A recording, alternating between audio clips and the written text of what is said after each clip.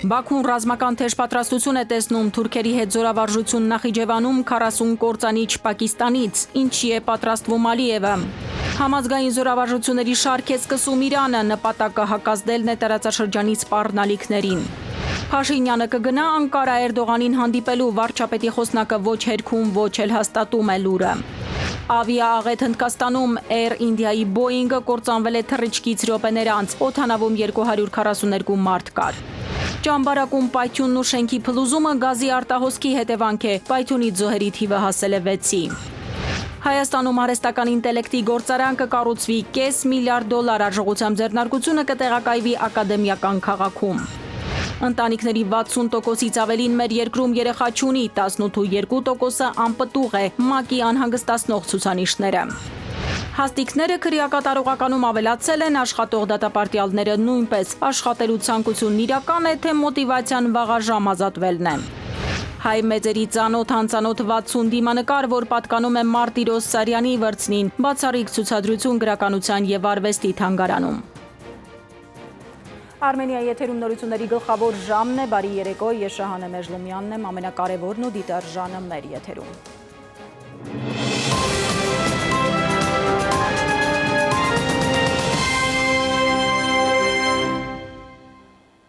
Բաքուն արտակարգ ռազմական պատրաստությունների մեջ է, մինչև ատամները զինվում է, ամիս չկա, որ զորավարժություն չանի։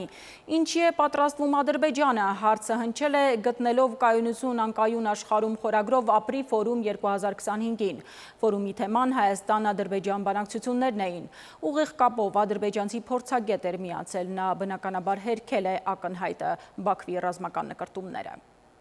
Ուղիղ հարց Բաքվից Երևանյան ֆորումին միացած ադրբեջանցի փորձագետին։ Իրողությունները խոսուն են, տպավորությունը մեկը, Ադրբեջանը պատրաստվում է պատերազմի։ Ինչ նորություններ կան իր երկրում այս թեմայի հետ կապված։ Փորձագետը ասում է, էլի են նախադեպեր եղել, երբ տարբեր աղբյուրներ պնդել են, որ Ադրբեջանը պատրաստվում է որևէ սադրանքի։ Պնդում է, դա միայն Ադրբեջանին ագրեսոր ներկայացնելու համար է։ Էլի է պնդում, այդ մոտեցումները պարզապես չափազանցություն են։ Դա անհրաժեշտ է Ադրբեջանին ագրեսիվ ներկայացնելու համար, իսկ Հայաստանին որպես այդ ագրեսիային ենթարկվող Արևմուտքը Հայաստանի շուրջ կոնսոլիդացնելու նպատակով, այլապես շատ դժվար կլիներ ռազմական օգնություն ստանալ ՆԱՏՕ-ի երկրներից եւ ՀԱՊԿ-ից։ Հայ փորձագետն իհարկե թարմացնում է ադրբեջանցի գործընկերոջ հիշողությունը, Ադրբեջանի քայլերը, գործողությունները, ռազմական թեժ պատրաստությունները, եթե զուգորդենք պաշտոնական հռետորաբանության, սպառնալիքների, ծավալապաշտական խոսույթի հետ, ապա հնարավոր չէ հերքել փաստը, որ Ալիևը խաղաղություն չի ուզում։ Ադրբեջանագետը հիշեցնում է, Ադրբեջանն այսօր մեծաքանակ G-17 կործանիչ է գնում, առնվազն վերջին 3 ամիսների ընթացքում 27 համատեղ առանձին վարժանքներ է անցկացնում։ Հենց այս պահին էլ Նախիջևանում Հայաստանի սահմանի մոտ։ Այստեղ ադրբեջանցին անհաջող հումոր է բանեցնում, ինչու եք կարծում, որ այս հարաբերփող ժամանակներում հենց Հայաստանի դեմ են ուղղված ադրբեջանական վարժանքները, հարցնում է։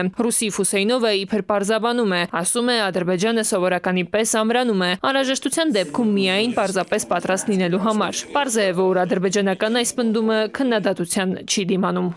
Այո, խաղաղության համաձայնագրի տեքստը համաձայնեցված է, բայց հեգնանքը այն է, որ այդ տեքստը համաձայնեցնելուց հետո 26 մամուլի հաղորդագրություն է տարածել Ադրբեջանը առանց որևէ ապացույցի, թե հայկական կողմը կրակել է, բայց Ադրբեջանն է այս պահին կրակում Հայաստանի սահմանային գյուղերի վրա։ Իրավիճակը բավականին անհանգստացնող է ու ակնհայտ ցույց է տալիս, որ Բաքուն մտադրություն չունի խաղաղության գնալու։ Որպես ագրեսիվ պահվածքի մեկ այլ վառ վկայություն նաև արևմտյան Ադրբեջան զավթողական կոնցեպտն է առաջ բերում։ Սա ոչ թե պարզապես քաղաքական խոսույթ, այլ համակարգային մտածողություն է, որ Ալիևը գործի է դնում իր երկրում։ Այդ զավթողական կոնցեպտը, որ շրջանառության մեջ է դրվել Արցախը Ադրբեջանի մաս ճանաչելուց 2 ամիս անց, Ալիևի 2022 թվականի դեկտեմբերի 24-ի ծավալուն ելույթով արդեն ինստիտուցիոնալիզացվել է։ Օրինակ 2023-ից 24 ակադեմիական տարում ներառվել է Ադրբեջանի հանրակրթական դպրոցներում։ Օրինակ 5-րդ դասարանից սկսած ադրբեջանցի երեխաները սովորում են, որ Հայաստանը իրենց պատմական հողն է։ Դա ոչ թե ուղղակի քաղաքական հայտարարություն է, այլ պետական ծրագիր։ Հայ բանախոսի պնդումները ադրբեջանցի փորձագետը հիմնականում թողնում է անարձագանք, փաստարկված հիմնավորումներ պարզապես չունի։ Տիգրան Նիկուրղինյան, Զորաբ Քարամյան, ժամանրատվական։ Հայկական լրատվամիջոցներում այսօր տեղեկություն է տարածվել, թե Փաշինյանը հունիսի 20-ին Անկարա է մեկնում հանդիպելու Էրդողանին։ Ավելի ուշ վարչապետի մամուլի խոսնակը ոչ հաստատել, ոչ էլ հերքել է Փաշինյանի Անկարա մեկնելու եւ Էրդողանին հետ հանդիպելու մասին լուրը։ Վարչապետի բոլոր միջազգային այցերի վերաբերյալ ժամանակին տրամադրվում է պատշաճ տեղեկատվություն, ասել է Նազելի Բաղդասարյանը։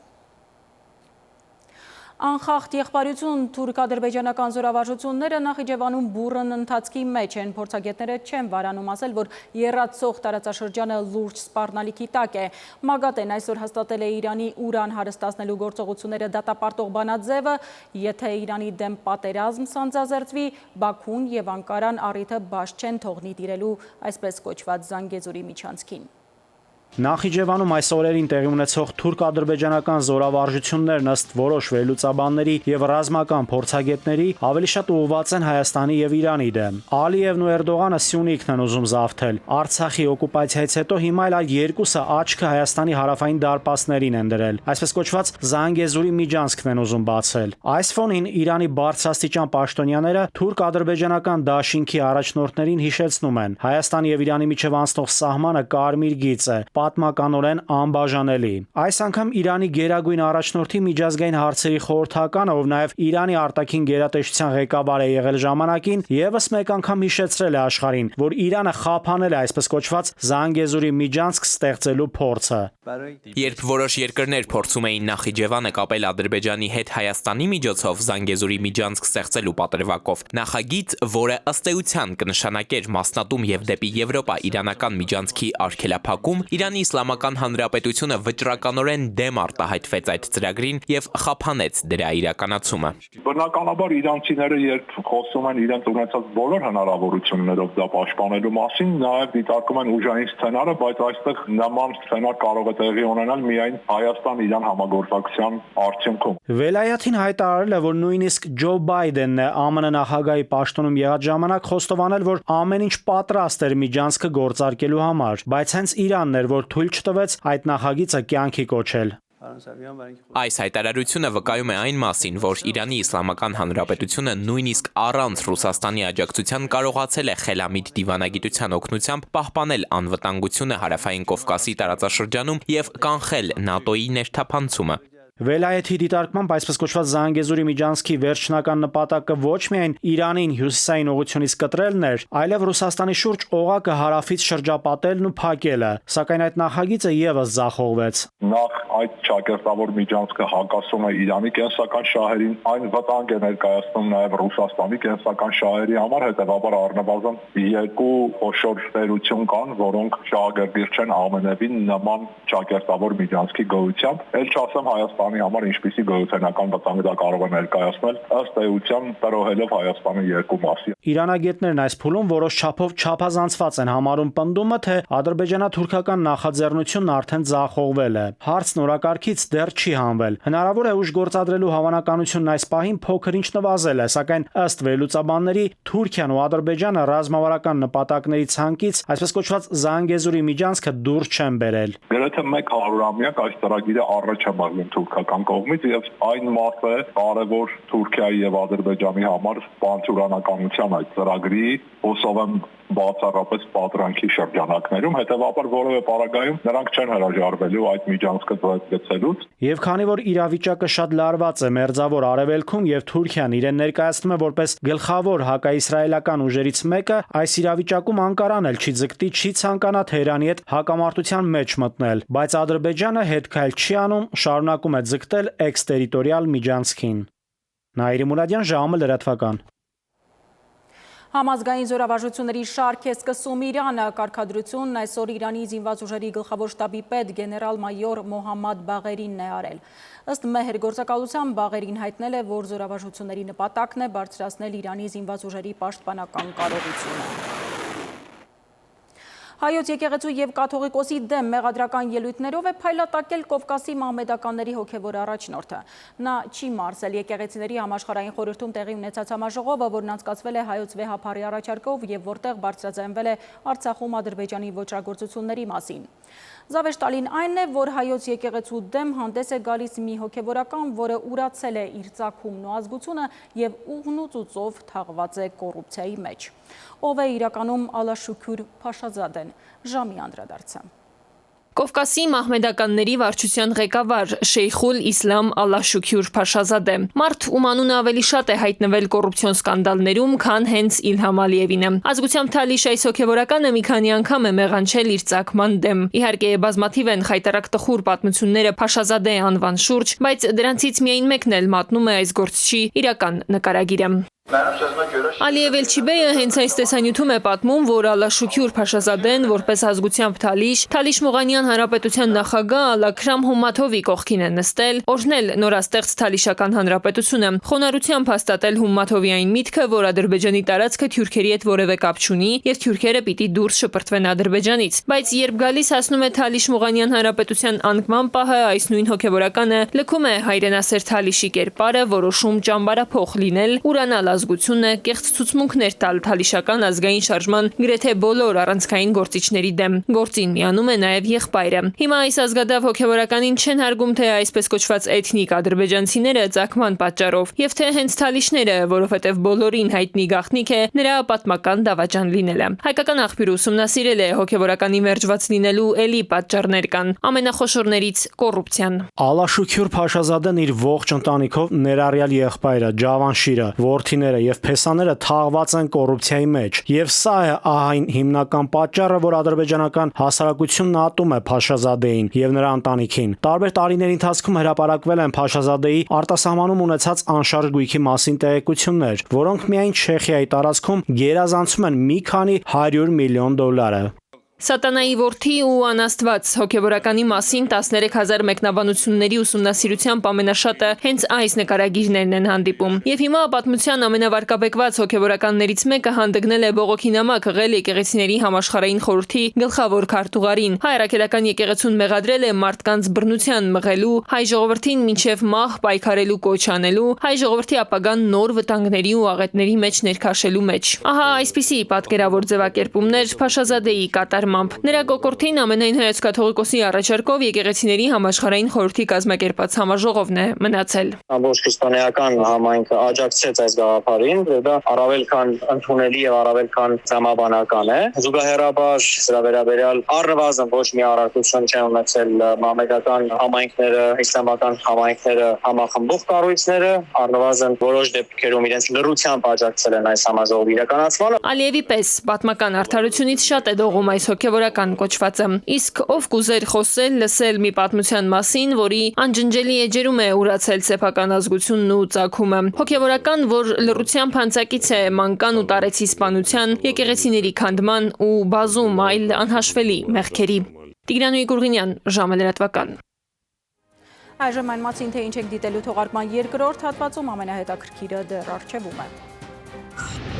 Ավիաաղետ Հնդկաստանում Air India-ի Boeing-ը կործանվել է թռիչքից րոպեներ անց, օդանավում 242 մարդ կար։ Ճամբարակում պայթյունն ու շենքի փլուզումը գազի արտահոսքի հետևանք է, պայթյունից զոհերի թիվը հասել է 6-ի։ Հայաստանում արհեստական ինտելեկտի գործարան կկառուցվի $500 միլիարդ արժողությամբ ձեռնարկությունը կտեղակայվի ակադեմիական քաղաքում։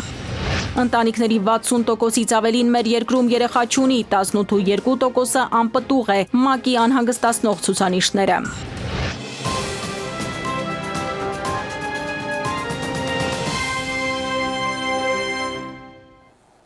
Ժամը շարունակում է աշխատանքը Արմենիայի ուղիղ եթերում։ Խոշոր ավիաաղետ Հնդկաստանում արևմտյան Ահմադաբադ քաղաքում թռիչքից մի քանի րոպե անց վթարի է ենթարկվել Air India-ի ինքնաթիռը, որում 242 մարդ կար, այդ թվում 2 օդաչու և 10 բորտ ուղեկցորդուհի։ Boeing 787-8 Dreamliner-ը ուղևորվում էր Մեծ Բրիտանիայի Գատվիկ օդանավակայան։ Ուղևորներից մեկը ֆիքսել է Boeing-ի վթարի պահը։ Ինքնաթիռի ներսից ի դեպ հնդկական հեռուստատեսությունը հղում անելով տեղական ոստիկանությանը հայտնել է, թե ուղևորներից մեկը փրկվել է, նա նստած է եղել 11A նստարանին։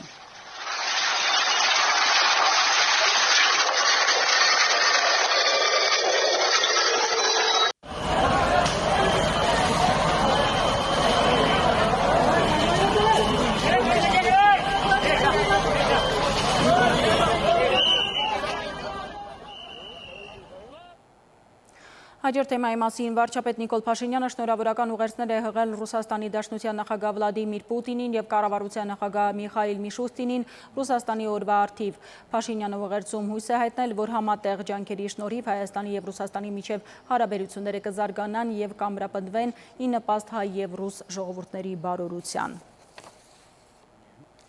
Ճամբարակում 6 մարդու կյանք խլած պայթյունը ու շենքի փլուզումը գազի արտահոսքի հետևանքով կուտակված գազից է եղել կառավարության նիստում, ասել է ներքին գործերի փոխնախարարը։ Պետք է հետևություն անել եւ պահել ստանդարտները, արձագանքել է Փաշինյանը։ Գործադիրը նիստում քննարկել է Հայաստանում արհեստական ինտելեկտի գործարան կառուցելու հարցը։ Ծրագիրը $500 միլիարդ կարժենա, ձեռնարկությունը կտեղակայվի ակադեմիական քաղաքում։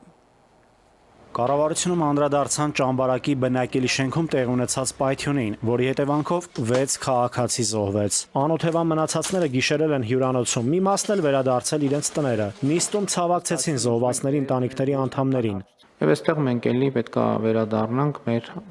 մշտական թեմային, որ ստանդարտները եւ ստանդարտների արկայությունը եւ ստանդարտների իրականացումն է, որ մեզ հնարավորություն կտա կամ խուսափել կամ նվազագույնի հասցնել նման դեպքերը։ Հայաստանում $500 միլիարդ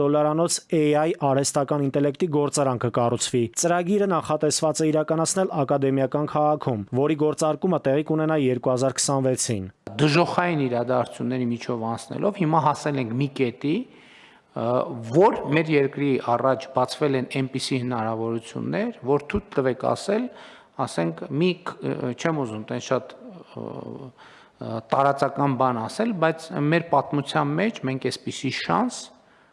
ապահովելու մեր պետության հարարտևությունը առաջիկա հարյուրամյակների համար երբեք չենք ունեցել։ Փաշինյանի ձևակերպմամբ Հայաստանն այսօր բավականին լավ եւ հեռանկարային իրավիճակում է։ Ըստ նրա, եթե Հայաստանը անվտանգության խնդիր ունենար, այդպիսի ներդրումներ Հայաստանում չէին արվի։ Իհարկե, ակնհայտ է, որ կան նաեւ սպառնալիքներ։ Եվ ընդ որում այդ սպառնալիքները եղել են միշտ։ Ոչ մի նոր սպառնալիք չկա։ Այսինքն այն բոլոր սպառնալիքները, որ եղել են, իրենք այսօր էլ շարունակում են մնալ։ Որն է տարբերությունը։ Տարբերությունն այն է, որ մենք այդ սպառնալիքները կառավարելու հնարավորություն ենք ստացել տեսական եւ գործնական, եւ երկրորդը, ինչն է նորությունը այս պատմության մեջ։ Նորությունն այն է, որ գոյություն ունեցող սպառնալիքներին որպես հակակշիռ բացվել են անհավանական հեռանկարներ մեր երկրի առաջ։ Արդարադատության նախարարությունը նախագիծ ներկայացրեց, որով նախատեսվում է թեթևացնել դատարանների ծանրաբեռնվածությունը։ Սրբուհի Գալյանը նորություն չէ, որ հայտնեց, բայց եւ տեղեկացրեց, որ քրեական վերաքննիչ բողոքները քննվելու են գրավոր ընթացակարգով։ Նախագծով սահմանվում է, որ վերաքննիչ բողոքների քննությունը պետք է տևի 6 ամիս, այսինքն սահմանվում է բողոքների քննության 6 ամսյա ժամկետ, որը դատարանի պատճառաբանված որոշմամբ կարող է երկարաձգվել միայն մեկ անգամ 4 ամիս ժամկետով, ինչ կլինի, եթե դրանք տևեն 10 ամիս եւ ավել, որովհետեւ պրակտիկայում նման դեպքերը մենք չենք կարող բացառել։ Նման իրավիճակներում գործի քննության հետ կապված որևէ բան տեղի չի ունենա, որովհետեւ ժամկետի սպառումը չի ենթադրի, որ քրեական գործի քննությունը այդ փուլում կավարտվի, ոչ, պետք է դատարանը միևնույնն է որոշում կայացնի, այսինքն կողմերի համար նշանակություն չի ունենա, բայց դատավորի համար միանշանակ կունենա նշանակություն կարգապահական պատասխանատվության տեսքով։ Անապահովության գնահատական ունեցող ընտանիքների համար աշխատանք գտնելու հնարավորություն է տալիս կառավարությունը։ Ծրագիրը մի քանի մարզերում արդեն իրականացվում է։ Աշխատանք փնտրողները կարող են ստանալ ֆորմալ ուսուցում եւ անցնել գործի։ Կառավարությունն այս ծրագրին մասնակցող գործատուներին կաջակցի եւ կփոխհատուցի։ Նաիրի Մուրադյան, ժամը լրատվական։ Երևանում ավտոբուսի վարորդի նկատմամբ բռնության հերթական դեպքը ցնցել է մեր համակարգացիներին։ Ուղևորի հետ թեթև խոսակցությունը թեժ կրքերի բորբոքման առիթ է դարձել, ավելի ուշ նրա հանդեպ հաշվեհարդար են տեսել, վարորդը լուրջ վնասվածքներով հայտնվել է հիվանդանոցում։ Դեպքն առաջինը չէ, հիմնականում վիճաբանություններն էլ ուղևորձի չվճարումների հետևանք են, որ առաջ եկան 150 դրամով երթևեկության դեմ բոյկոտ հայտարարելուց հետո։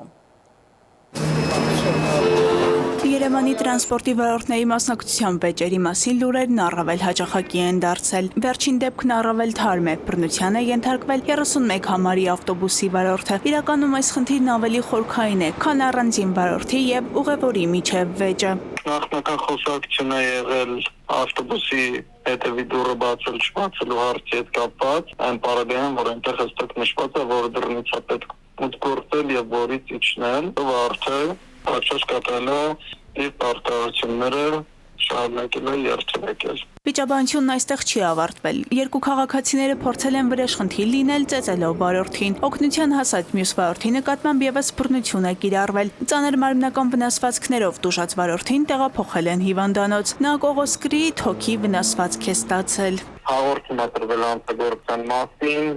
երկու քաղաքացիների ունեցած ինֆորմացիայով ձերբակալվել են։ Սա առաջին դեպքը չէ, որ առանց այդ էլ երևանյան դժվար ընթաց երթևեկության կիզակետում գտնվող վարորդը բռնության է ենթարկվում։ Այս տարի արդեն այդպիսի մի քանի դեպք է եղել։ Օրինակ 38 համարի ավտոբուսի վարորդին վեճի ժամանակ դանակահարել էր մեկ այլ ավտոմեքենայի վարորդ։ Եվս մեկ ակնառու դեպք էլ 97 համարի ավտոբուսում էր եղել, երբ վարորդի եւ ուղևորի միջև վեճ էր սկսվել ուղևորց տալու հորդորից հետո։ Ուժեղ անձրև էր դուրսը։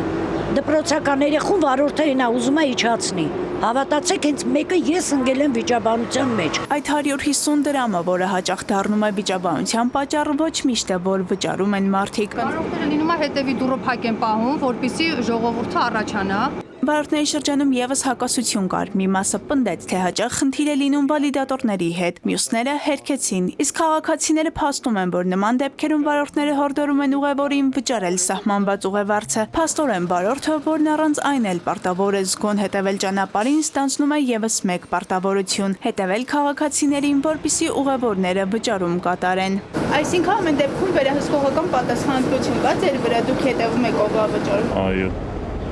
Փորձագետներն ասում են, որ վարորդը աշխատանքային պայմանագրով սահմանված հստակ գործառույթ ունի, որոնց մեջ պետք է ներառվի նաև ուղևորների պատշաճ տեղափոխումը։ Մենք պիտի հասկանանք, թե արդյոք վարորդը իր աշխատանքային գործառույթը չի իրականացրել, թե եթե մենք նայում ենք աշխատանքային իրավունքների տեսանկյունից,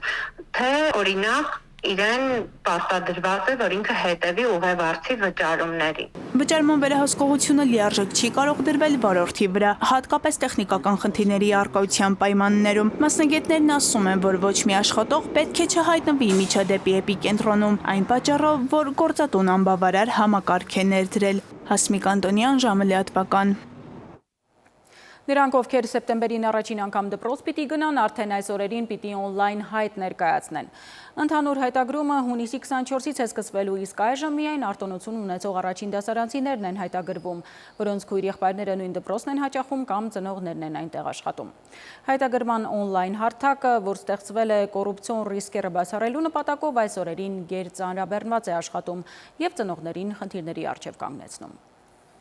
Մեկնարկել է առաջին դասարանցիների հայտագրումը այս օրերին ծնողները երեխաների համար դպրոցներ են ընտրում ու ձգտում գրանցել լավագույններում։ Առաջին դասարանցիների հայտագրումը իրականացվում է 3 փուլով։ Մինչև հունիսի 22-ը հայտեմիս.am կայքում այն բաց կլինի որոշակի արտոնություններ ունեցողների համար։ Սա նշանակում է, որ ծնողը երեխային կարող է հայտագրել, եթե նրա քույրը կամ եղբայրը սովորում են հանրակրթական նույն դպրոցում, հայտագրվող երեխայի ծնողը տվյալ դպրոցի աշխատակից է եւ այլն։ Ծնողը երեխային կարող է գրանցել նաեւ կամայական դպրոց այս առումով սահմանափակումներ չկան, այլ հարց է, որ տեղերը տվյալ ուսհաստատությունում արագ են սպառվում։ Դժգոհում են ծնողները ուժամին հայտնում, որ տեխնիկական խնդիրներն են պատճառը։ Համակարգը գերծանրաբեռնված է, դպրոցներում էլ տեղերը արագ լրանում են։ Երեկոյան փորձում էի տղայիս հայտագրել, չգիտեմ երևի թե պատճառի ծանրաբեռնվածությունն է։ Երեկոյան մինչև այսօր չեմ կարողացել մուտք գործել համակարգ, կամ շատ եմ ուզում հենց այդ դպրոցում երեխաս սովորի։ Ոլորտի փորձագետն էլ վերահաստատում է տեխնիկական խնդիրները ամեն դեպքում կան, բայց ժամանակ առ ժամանակ շտկվում են։ Այս պահին ամենամեծ խնդիրներից մեկը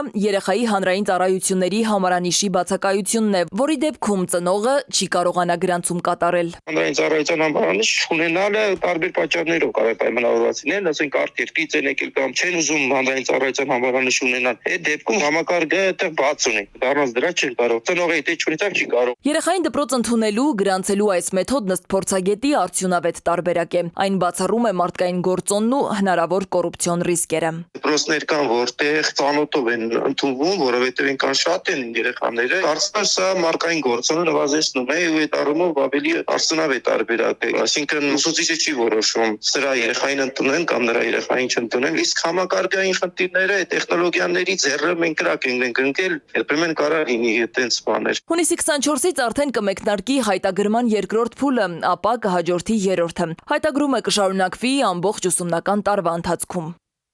Սվետլանա Ավդիշյան, ժամը լրատվական։ Հայաստանում բնակչության 60%-ից ավելին երեխա չունի։ ՄԱԿ-ի բնակչության հիմնադրամի այս տվյալը շոկի է մատնել վիճակագիրներին արագ գործի են անցել հետազոտելու, հասկանալու, որքանով է այն արտացոլում իրական պատկերը։ Մասնագետներին մտահոգել է նաև անպտղության 1%-անոց աճը, որը իրականում անհանգստացնող ցուցանիշ է։ Մեր բնակչության անպտղությունը 18.2% է։ Ցուցանիշը Միավորված ազգերի կազմակերպության բնակչության հիմնադրամն է ներկայացրել տարեկան զեկույցում։ Միջազգային հեղինակավոր մասնագետները նշում են, առաջնային անպտղությունը մեր երկրում 2.7% է, երկրորդայինը, այսինքն կանխարգելելին 15.5%։ 1%-ային գետը ավելացում է տեղի ունեցել, առաջնային անպտղության ցուցանիշը նվազել է։ Դա լավ է, բայց նշեմ, որ երկրորդային անպտղության խնդիրը լուծել ավելի հեշտ է, քան առաջնային։ Աճ կա, դա այնքան լավ ցուցանիշ է, այնքան լավ ստացած նորություն չէ Հայաստան պետության համար։ Իսկ որոնք են անպտղության ավելացման պատճառները։ Առողջապահության փորձագետը հարցից շփոթվեց, ասաց այնքան շատ են, որ նույնիսկ առաջնահերթության կարգով չգիտի, որն առանձնացնել, որը ոչ։ Մենք դրդում ենք մարդկանց, որ իրենք գնան արհեստական բեղմնավորման այդ ճանապարհով ունենան բալիկներ, երբ որ մինչև դրան հասնելը ունեն բազմաթիվ խնդիրներ, բորբոքային հիվանդություններ, զույգում կին տղամարդ, հորմոնալ հիվանդություններ, զույգում կին տղամարդ, այդ ամեն ինչը պետք է բուժել մինչև հասնել արտամարմնային բեղմնավորման։ Այսինքն, եթե մարդը չի դիմում արտամարմնային բեղմնավորման ծրագրին, մնացած բոլոր միջամտությունները, երբ որ դիմում են, դրանք բոլորը վճարովի են, նաև ապահովագրությունը չի ծածկում անպտղության հետ կապված ծախսերը, ստացվում է, որ դա բավականին մեծ ծախս է, թե անալիզները, թե բուժումները։ Անպտղության ցուցանիշից բացի մի նոր վիճ տվյալ էլ կա։ Հայաստանի ընտանիքների 60%-ից ավելին երեխա չունի, իսկ 3 եւ ավելի երեխա միայն 7%-ն ունի։ Այս պատկերը զարմացնում է ժողովրդագրագետին, առաջին անգամ է տեսնում մեր վիճ կոմիտեում երբեք նման տվյալ չի եղել, պնդում է։ Քանի որ նախորդ ցուցանիշներ չեն եղել, ինչ դժվար է հիմա գնահատական տալը։ Այսինքն համատական դեր ինքը չունի էլի։ Բայց եթե կա ուրեմն հնար պետք է այդ ցուցանիշը եւս հետազոտության ժամանակ պետք է ներառել կարգավիճական կոմիտեն եւս ան պետք է ուշադրություն դարձնի։ ՄԱԿ բնակչության տվյալները նաև հաղորդում են, որ այնուամենայնիվ մեր զույգերն այսօր առավել շատ ուզում են ունենալ 3 երեխա։ Հիմնավորել են ընտանիքը կայուն կլինի, դաստիարակության գործը առավել արդյունավետ։ Բայց հիշենք նաև, որ օրինակ այս տարեսկզբին հունվար-փետրվարին ունեցել ենք 4928 ծնունդ ու միաժամանակ 4919 մահ, այսինքն գրեթե հավասար ցուցանիշներ, ծնելիություն ընդամենը 9-ով ավելի։ Էդուարդ Պողոսյան, ժամը լրատվական։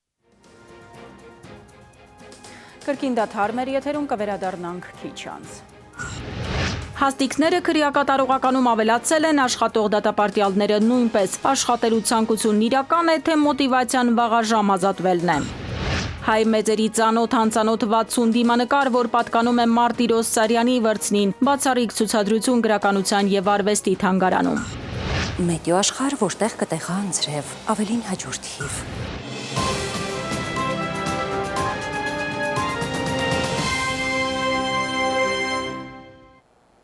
Մենք վերադարձանք, շարունակում ենք թողարկումը։ Աշխատակ անազատության մեջ ավելի շատ հաստիկներ են ստեղծվել կալանավորների զբաղվածությունը ապահովելու համար։ 230 աշխատող դատապարտյալ ունենք, սակայն սա շատ ցածր ցուցանիշ է, կարծում են փորձագետները։ Հավելում, շատ դեպքերում կալանավորը առաջնորդվում է ոչ թե աշխատելու ցանկությամբ, այլ վաղաժամ ազատվելու բաղձանքով։ Քրեակատարողականներում հաստիկներն ավելացել են, աշխատող դատապարտյալների թիվը նույնպես, պնդում է Ծառայության սոցիոհոգեբանական ու իրավական աշխատանքների ղեկավարը եւ թարմ թվեր ներկայացնում։ Այս տարվա 5 ամիսներին 230 ազատազրկված աշխատող է եղել, որից քրեակատարողականներում տեխնիկատնտեսական սպասարկող 117, այլ գործատուի մոտ 23, առանց վճարի, այսինքն կամավոր 90։ Թվերը կարծում եմ ակնհայտ է, որ բավականին ցածր ցուցանիշ է անձանց ներգրավվածությունը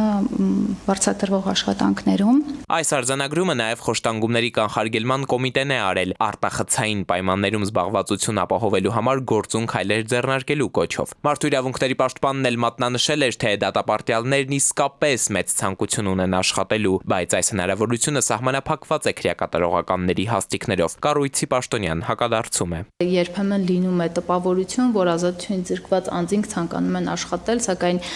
հիմնարկի պայմանները, հաստիքները բավարար չեն։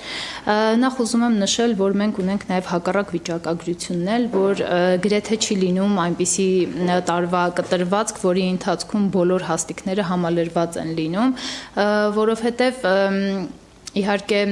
չերկրորդելով իրական ցանկությունը աշխատանքներում ներգրավելու ազատությունից զրկված անձանց, ուզում եմ նշել, որ երբեմն այդ աշխատելու ցանկությունը եւ նմանատիպ դիմում ներկայացնելը կրում է այլ մոտիվացիա։ Շարժառիթ Նստ Ալեքսանյանի օրինակ պայմանական վաղաժամկետ ազատ արձակվելն է, քանի որ աշխատանքի ցանկությունը դրա համար անհրաժեշտ գնահատման չափորոշիչներից է։ Մեր գնահատման մեթոդաբանության մեջ հստակ ունենք ֆիքսված, որ եթե անձը ներկայացնում է այնպիսի աշխատանքի դիմում, որը քրեակատարական հիմնարկի սահմաններում իրատեսական չէ ապահովելը, ապա այդ ցանկությունը դիտարկվում է որպես պարզապես ապրիորի ցանկություն եւ չի կարող գնահատվել որպես իրական։ Առաջիկայում Արթիկ ու Վանաձոր քրեակատարողականներում ուսումնաարտադրական բազաներ կստեղծվեն, իսկ Սևանի այդ տարածքը կընդլայնվի, նոր դասընթաց կլինի, դատապարտյալները զոդել կսովորեն։ Էդուարդ Պողոսյան, ժամը լրատվական։ Հերթական բացառիկ ցուցադրությունը գրականության եւ արվեստի թանգարանում հայ մեծերի ծանոթ ու անծանոթ 60 դիմանկար, որ պատկանում է Մարտիրոս Սարյանին վրձնին, ներկայացվել է արվեստասեր հանրության դատին։ Չտեսնված դիմանկարներ Սարյանի վրձնով։ Գրականության եւ արվեստի թանգարանում բացվել է Մարտիրոս Սարյան ծանոթ եւ անծանոթ դեմքեր ժամանակավոր ցուցադրությունը, նվիրված նկարչի ծննդյան 145-ամյակին։ Ցուցադրությունը ներկայացնում է Մարտիրոս Սարյանի գրականության եւ արվեստի թանգարանում պահվող ամբողջական հավաքածուն՝ կտավներ, գրաֆիկական աշխատանքներ, լուսանկարներ եւ վավերագրեր, որոնց զգալի մասն առաջին անգամ է ցուցադրվում։ Հավաքածուի գեղարվեստական մասն ընդգրկում է հայ գրողների, մշակույթի գործիչների, ծանոթ ու անծանոթ շուրջ 60 դիմանկար։ Համադրելով դիմանկարները նաեւ լուսանկարների եւ անձնական իրերի փաստաթղթերի հետ, որոնք որ առկա են ցուցափեղկերում, մենք ամբողջապես կարող ենք կազմել պատկերացում ինչպիսի կապ է ունեցել Մարտիրոս Սարյանը մեր գործիչների, գրական գործիչների, թատերարվեստի ներկայացուցիչների հետ։ Այս կտավները Սարյանը նկարել է հենց գրականության եւ արվեստի թանգարանի համար, ինչն էլ խոսում է այն մասին, որ վարպետը մեծապես աջակցել եւ իր ներդրումն է ունեցել թանգարանի կայացման գործում։ Իսկ Ահաչարենցի այս հայտնի դիմանկարը, որը գլխավորում է բացառիկ ցուցադրությունը ու համարվում թանգարանի այցեքարտը, գույների վարպետը վրձնել է սեփական նախաձեռնությամբ։ 1923 թվականին մեծ վարպետը նկարել է հենց Եղիշե Չարենցի կենթանության օրոք։ Մարտիրոս Սարյանը ինքնակամ իր ցանկությամբ որոշել էր, որ հավերժացներ Եղիշե Չարենցին, անգամ պայմանավորվածություն ուներ Եղիշե Չարենցի հետ գնալ իր տուն եւ այնտեղ նկարել։ Սարյանի Հայաստանը այստեղ նշանավոր հայերի դեմքերով է ներկայանում։ Ահա օրինակ բակունցի մոր դիմանկարն է Սյունիքի տարազով։ 1935 թվականին հենց այն տարիներին, երբ Աքսել Բակունցը աքսորվել է եւ մոր ողբերգությունը, մոր մտորումները, մոր ցավը ամբողջությամբ կարելի ասել երևում է այս դիմանկարում։ Սարյանի վրձինը անմահացրել է նաեւ Սիլվա Կապուտիկյանի, Հրաչյա Աճարյանի, Մանուկ Աբեղյանի, Գուրգեն Մահարու, Միքայել Նալբանդյանի եւ մի շարք այլ երևելիների դիմանկարները։ Վարպետի գունային հանճարն ու ստեղծագործական միտքը յուրաքանչյուր կերպարին փոխանցել են խորություն եւ անհատականություն, դիմանկարները դարձնելով պատմական եւ մշակութային վկայություններ։ Սվետլանա Ավդիշյան, Զոհրաբ Քարամյան, ժամը լրատվական։ Ողբերգական դեպք Արմենիա բժշկական կենտրոնում 68-ամյա տղամարդը իրեն ցած է նետել վիրաբուժական բաժանմունքի 5-րդ հարկի պատուհանից։ Օրվա մյուս ուշագրավ լուրերը մեկ տեսաշարով։ Վաղարշապետի համայնքապետի ընտրության համար հրավիրված ավագանունիստը տապալվել է։ Քաղաքացիական պայմանագիր խմբակցության ավագանու 15 անդամներ չեն ներկայացել նիստին, քվորում չի եղել։ Նիստին ներկա են եղել միայն ընդդիմադիր 2 խմբակցությունների ավագանու անդամներ։ Տարածքային կառավարման եւ ենթակառուցվածքների նախարարն ավելի վաղ ասել էր, որ քննարկվում է Խոյ եւ Վաղարշապատ համայնքների միավորման հարցը։ Ճամբահակի պայթյունի հետևանքով Երևան տեղափոխված 3 տուժածներից մեկն այսօր մահացել է։ Մյուս 2-ի վիճակը գնահատվում է միջին ծանրության, հայտնում է Առողջապահության նախարարությունը։ Ճամբահակում պայթյունի եւ փլուզման հետևանքով զոհերի թիվը հասել է 6-ի, տուժել է 12 մարդ։ Իջևանի 4 բնակավայրերում, Բերքաբերում, Խաշթառակում, Կիրանցում եւ Ծաղկավանում կմեկնարկի նոր ծրագիր տնամերձ հողամասերում բարձր բերքատվության այգիների հիմնումով, հայտնում են էկոնոմիկայի նախարարությունից։ Ծրագիրը միտված է հողի արդյունավետ օգտագործմանը, ֆերմերների եկամուտների ավելացմանը եւ տարածաշրջանում այգեգործական կլաստերների ձևավորմանը։ Ծրագրից օգտվելու ցանկություն է հայտնել 305 տնտեսվարող, ընդհանուր առմամբ շուրջ 18.2 հեկտար տնամերձ հողատարածքներում։ Օտարերկրացի կինը հայտնել է, որ Զվարթնոց օդանավակայանի տարածքից գողացել են իր պայուսակը, որի մեջ եղել է համակարգիչ բջջային հեռախոս, 500 եվրո, $600, նաև այլ իրեր։ Օդանավակայանի ոստիկանները պարզել են, որ գողությունը կատարել է Չարենցավանի բնակիչ 48-ամյա տղամարդը։ Գողոնը հայտնաբերվել է, չարենցավանցին ներկայացել է բաժին։ Նշանավանում տղամարդը խեղդել, ապա մորթազերծ է արել իր հասկի ցեղատեսակի շանը, հայտնում է ներքին գործերի նախարարությունը։ 42-ամյա տղամարդը ըստ իրավապահների այդ արարքը կատարել է, քանի որ օրեր առաջ շունը կերել է հարևանի հավերին։ Հասմիկ Անտոնյան, ժամը լրատվական։ Եվ վերջում եղանակ օդերևութաբանների կանխատեսումներին տեղյակ է Լիլի Հովերը։